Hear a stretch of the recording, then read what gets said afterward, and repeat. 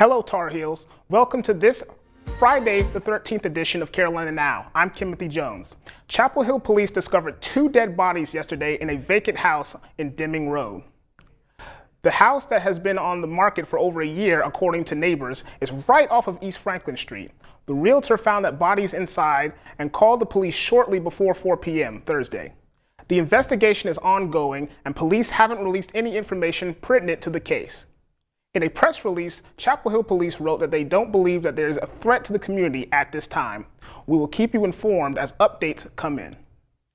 Closure has finally come for Carolina. After 7 years of investigation and delays, the NCAA Committee on Infractions has finally ruled on the long-standing scandal into academic irregularity at UNC. The NCAA announced that it could not conclude academic violations in the North Carolina case. The NCAA Committee on Infractions Chief Hearing Officer Greg Sankey issued the following statement.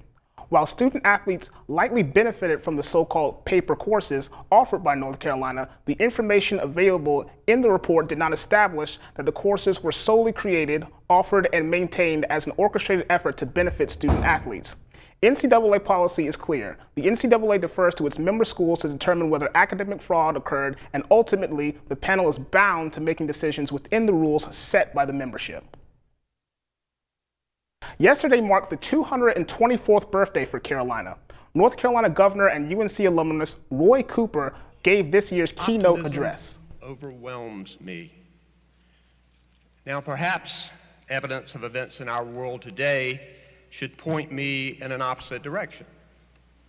Senseless gun violence in Las Vegas, the weather wreaking havoc and imposing misery on Texas, Florida, and Puerto Rico.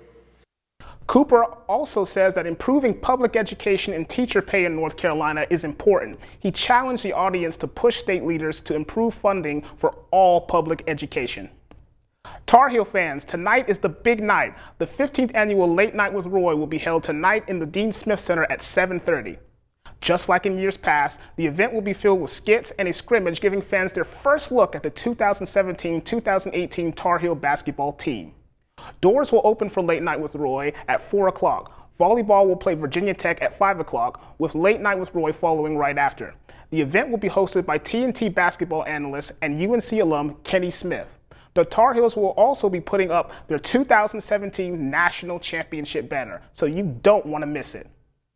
It's a cloudy day in Chapel Hill. The high today is 75 degrees, with the overnight lows at 61 degrees.